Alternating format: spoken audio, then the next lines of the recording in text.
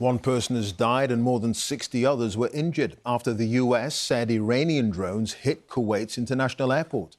Iran's Revolutionary Guards say they launched attacks in retaliation for US strikes, but denied targeting the airport.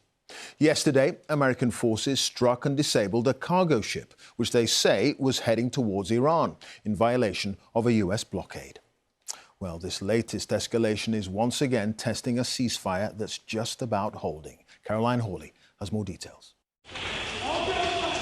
The US administration says the war's over. It didn't feel like that at Kuwait International Airport.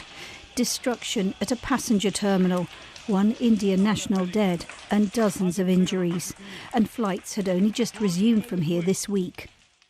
All of this collateral for the latest military tit-for-tat between the US and Iran, one of the most serious flare-ups since April when a ceasefire was announced.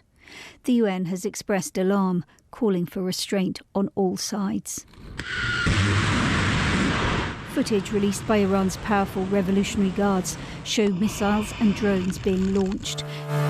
The IRGC said it was firing at a US airbase in Kuwait, as well as a naval base in Bahrain, although the Americans say they weren't hit.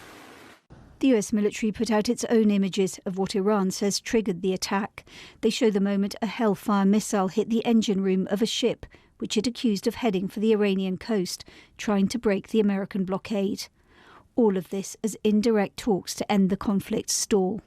I still think Trump and the Iranians, while not being able to quickly get to a deal, also don't want to snap back to a full-scale war. So we remain in the no war, no peace phase of this conflict.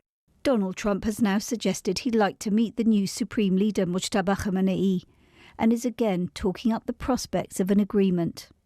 The negotiation itself has gone very well, actually. Very well. Mr. President. It could happen. I mean, if it happens, and it might not happen, who knows? But if it happens, it could happen like over the weekend. But behind this picturesque scene filmed from Oman, tankers and container ships have now been trapped in the Strait of Hormuz for more than 3 months. And there's no indication from Iran of any breakthrough to end a stalemate taking a toll on economies around the world. Caroline Hawley, BBC News.